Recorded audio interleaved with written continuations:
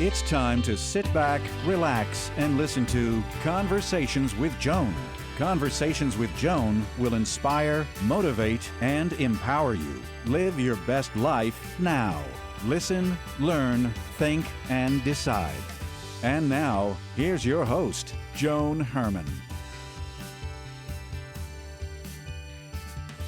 Welcome to Change Your Attitude, Change Your Life's Conversations with Joan. I'm Joan Herman. Thanks for tuning in.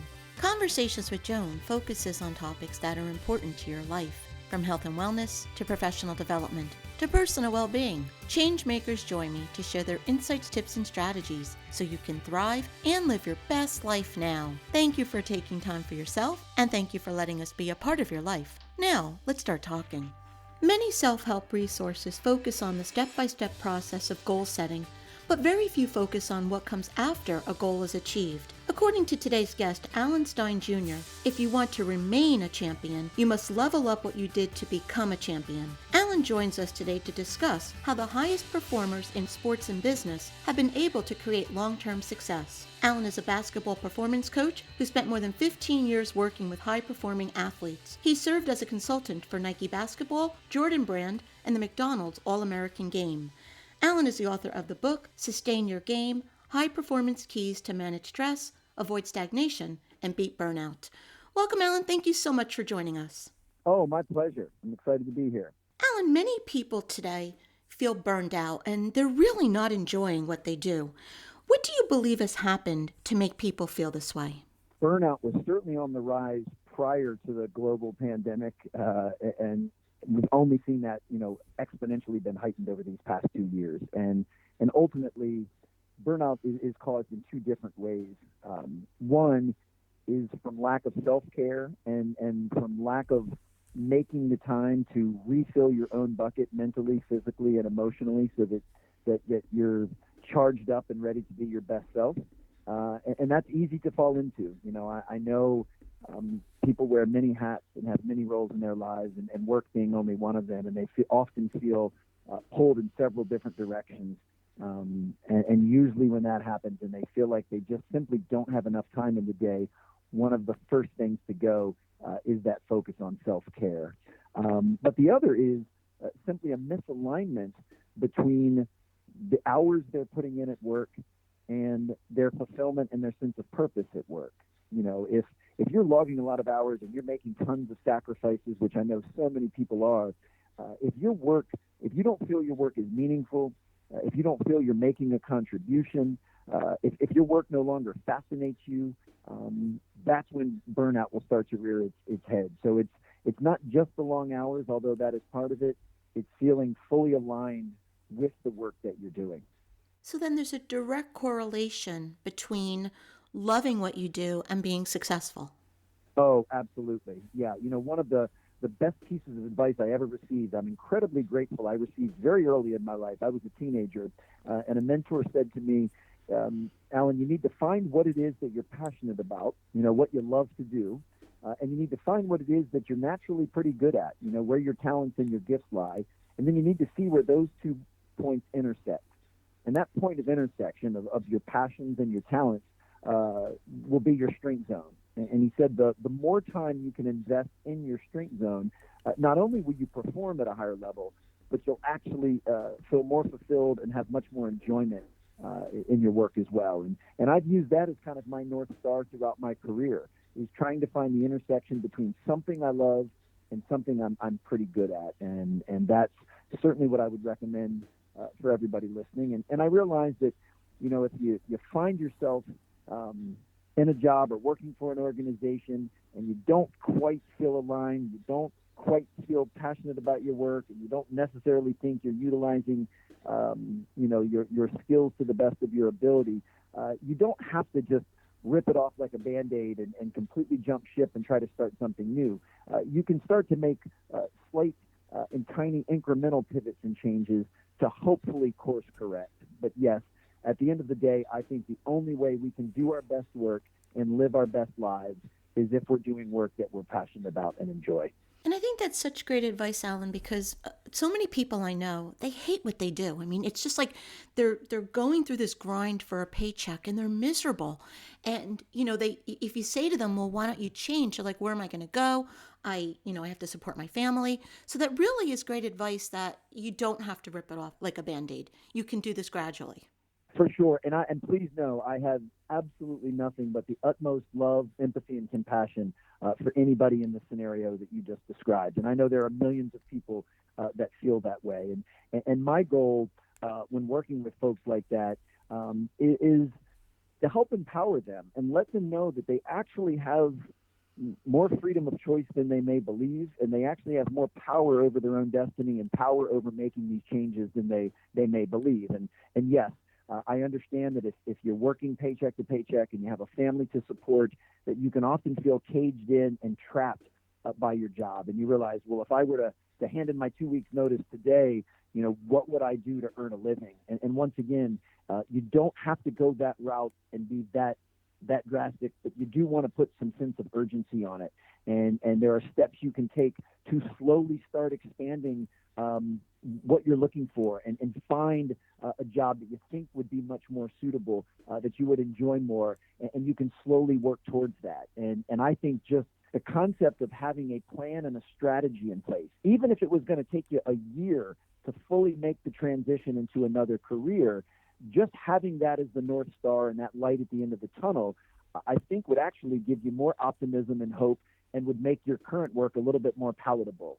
If you're not viewing it as a life sentence, but viewing it as, all right, I don't love my job at present, but it's a temporary stepping stone to get me to the job that I actually will enjoy, I think that helps immensely. And that's what I want, to recommend folks to do. And the other thing is, it also has to do with what it is that we prioritize. If you only prioritize the money that you make, that's what can often, you feel like that you're not enjoying the job or the fulfillment. If you actually make the goal of your work the joy and the fulfillment, then the paycheck and the money actually just becomes a byproduct of that. And, again, I just don't want folks to feel trapped in whatever situation they're not in, because I'm a huge believer that, to the best of my knowledge, life is rather short and we only get one go at this thing. And we might as well spend it doing things that we consider meaningful and really fill our own buckets. Alan, do you think that sometimes we stay stuck in those situations because of the way we feel about ourselves, that we don't have the confidence or the self-belief that we can go on and do something else? Oh, absolutely. I'm so glad you went in that direction. That's such an insightful thought. Lack of self-belief and lack of self-confidence, and to take it a couple layers even deeper, is this rather common unconscious feeling that we're not worthy and that we don't deserve some of these better things in life. And that's, a good portion of the reprogramming that I've tried to do with my own self. I want to certainly go on record and say, with everything that I'm sharing with you right now in this lovely conversation and everything that I've shared in my book and I share from stage in my keynotes, I'm not speaking from a place of mastery. These are all things that I am still working on myself. Now, I'm proud of the progress that I've made in recent years. I'm excited and optimistic about the path that I'm on. But I still struggle with these things and have the same challenges and adversities as everybody else does. And with the example that we've been talking about, life is hard, and there are always going to be challenges and adversities. So I figure if that's going to be true, then I might as well face them doing things that I enjoy versus things that I don't, which is why I encourage folks to make this pivot. But I believe wholeheartly that self-confidence and self-belief and self-worth are things that can be developed. It's not like eye color. You're either born with a trait or you're not. So for anyone listening right now, if you don't have a very high sense of self, self-belief or self-confidence or self-worth, that's okay. I know that's not a great feeling. And as I said before, I have nothing but empathy and compassion for you. But you are not stuck there unless you choose to be stuck there. There are steps you can take to improve your self-confidence. And self-confidence and self-belief and self-worth, they come from three primary areas. One, they come from keeping the promises you make to yourself, like keeping your own word.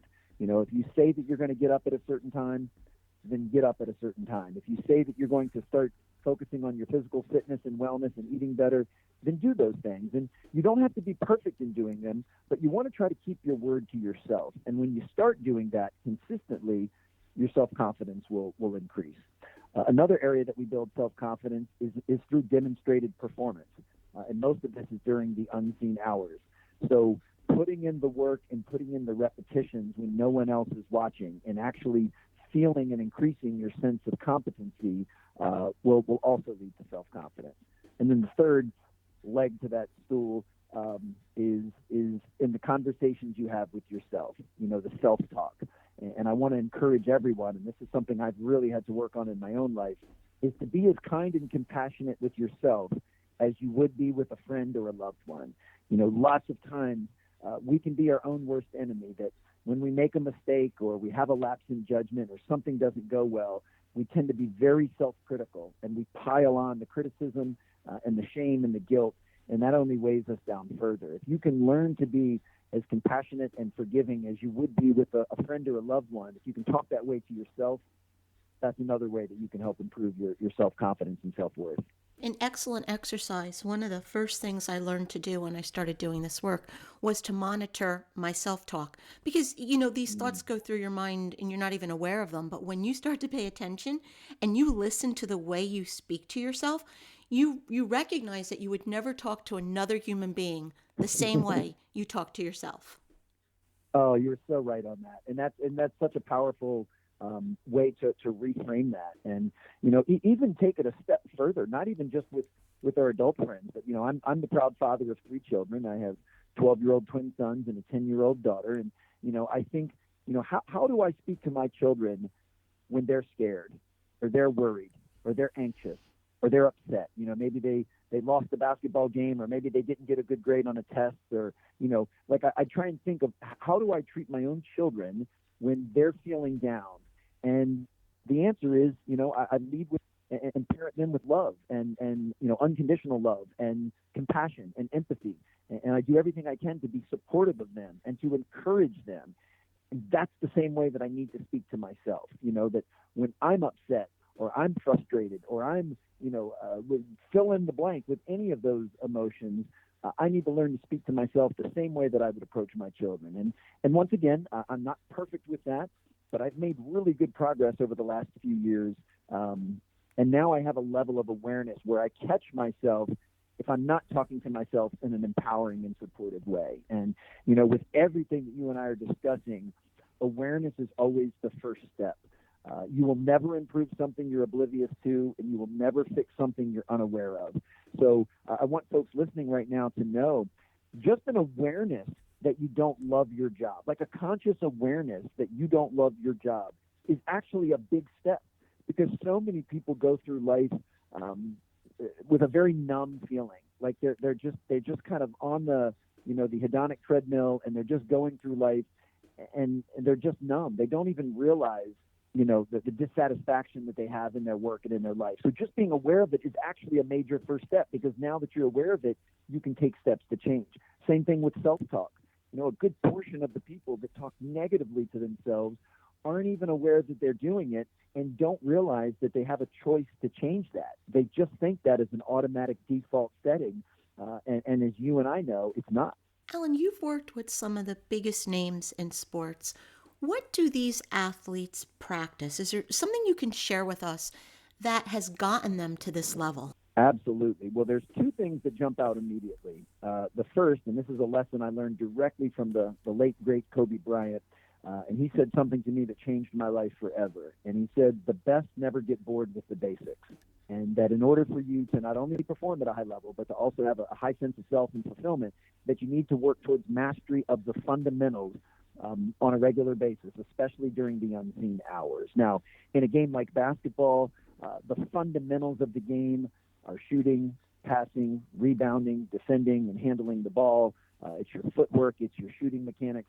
So if you want to be really good at the game of basketball, then you consistently work on those skills and those fundamentals.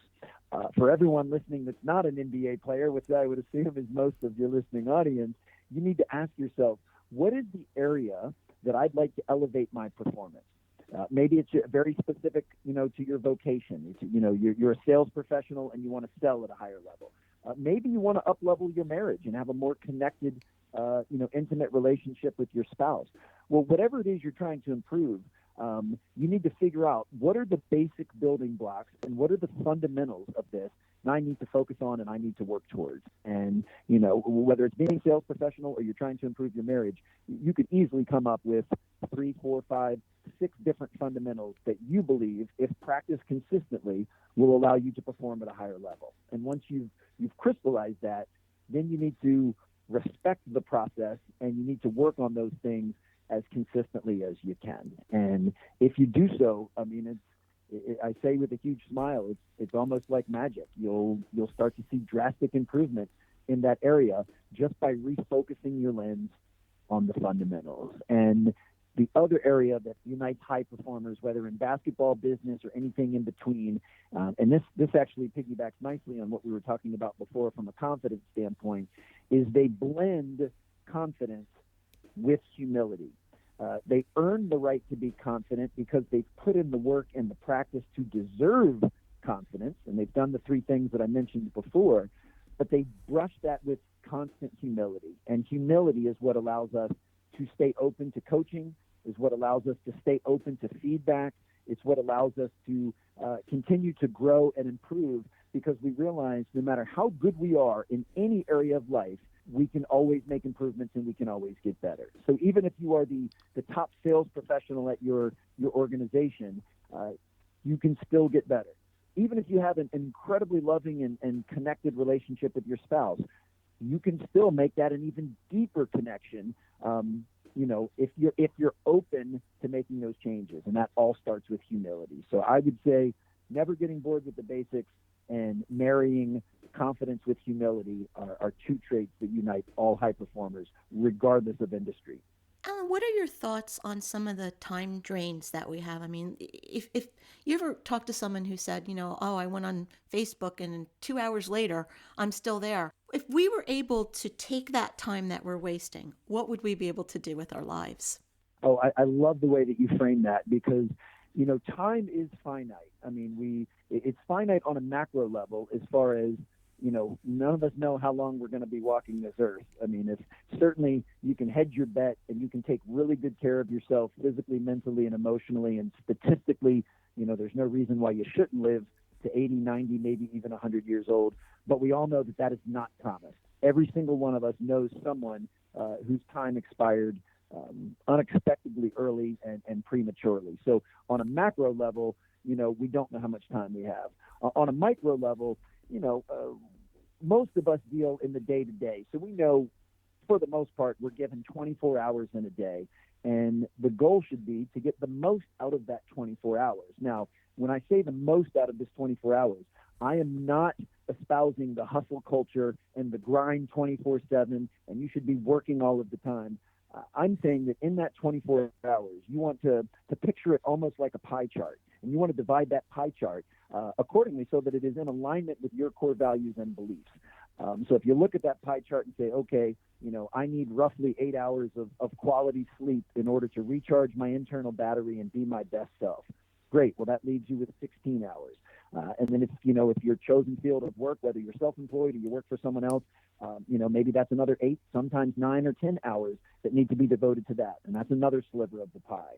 And then, maybe you're choosing to have another piece of the pie devoted towards your relationships, maybe with your significant other or your children or family or friends. So that's another sliver. I'm a huge proponent of making sure there is a sliver of pie devoted towards self-care, whether that's, something for your mental, physical, emotional, or spiritual well-being, but you are carving out time to fill your own bucket and nourish your soul. So maybe that's taking a Peloton class or reading a book or, listening to a podcast or making time to have coffee with a loved one, but there's a sliver of pie that's devoted towards self. And what I found, if you put the big pieces on first, which is what I just mentioned, then any discretionary time that's left over is yours to do with what you please. And I would say that with no judgment.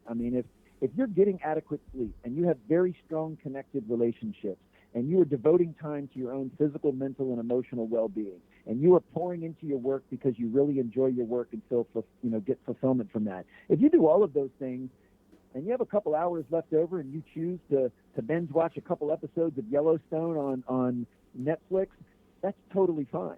But what happens is most people do the reverse. They allow things to steal their time that they don't consider as meaningful. And you just said one of the biggest culprits, which is social media and the internet. They find themselves going down the rabbit hole of Facebook or YouTube, and then they binge watch something on Netflix. And, next thing you know, they don't think there's enough time in the day to get sleep, to have fulfilling relationships, to keep up with their physical fitness and wellness, to pour into their work.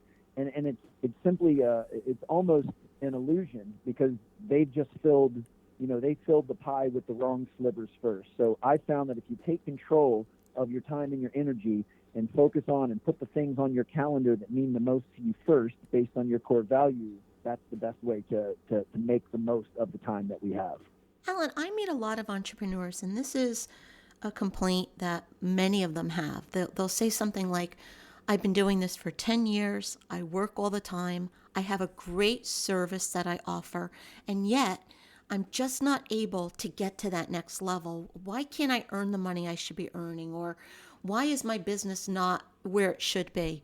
What do you find is usually at the root of a problem like that? Well, those are wonderful questions to ask. And once again, parlaying on what I said earlier, that shows a certain level of self-awareness. And I actually commend someone for being able to ask themselves those questions.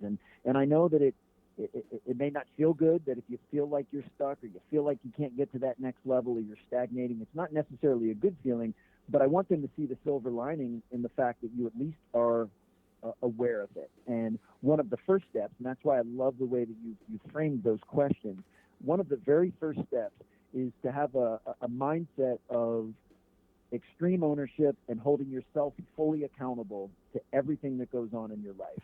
One of the easiest defaults that most people go to when things are not going well is a trilogy of behaviors that not only undermines performance, but undermines our sense of fulfillment. And that is blaming, complaining, and making excuses.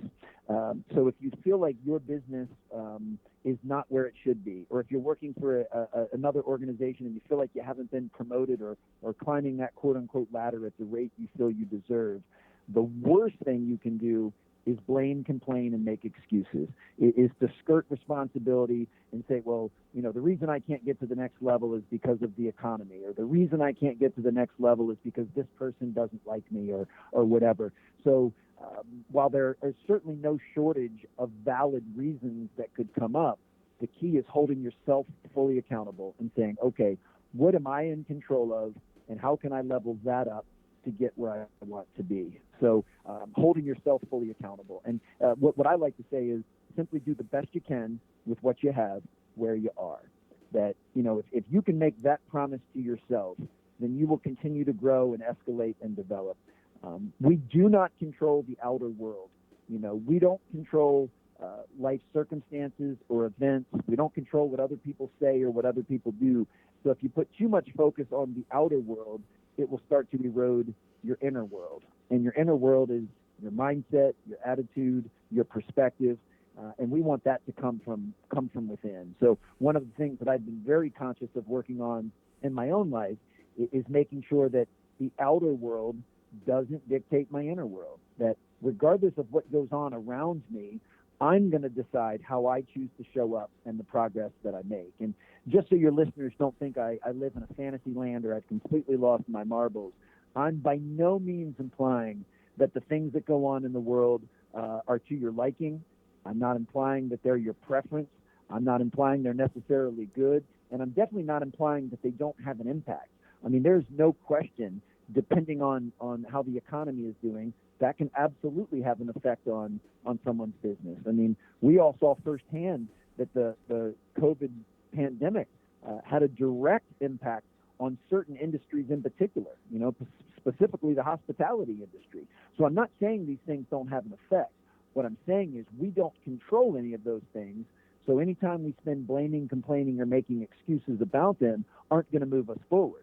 So we didn't control the global pandemic and all of the, lockdowns and quarantines and guidelines that came with it, but each of us controlled our response to those things. And that's where I want folks to put their focus on. So when you're asking yourself, why isn't my business going well or at the level that I believe it should, make sure that under that microscope, you are looking at the things that you have a direct impact and influence over, and those are the areas you need to change.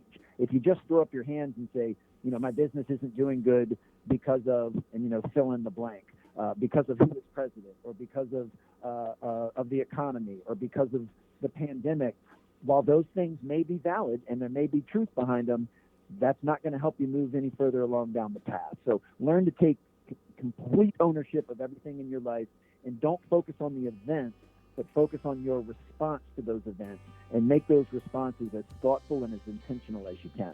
The book is Sustain Your Game, High Performance Keys to Manage Stress, Avoid Stagnation, and Beat Burnout.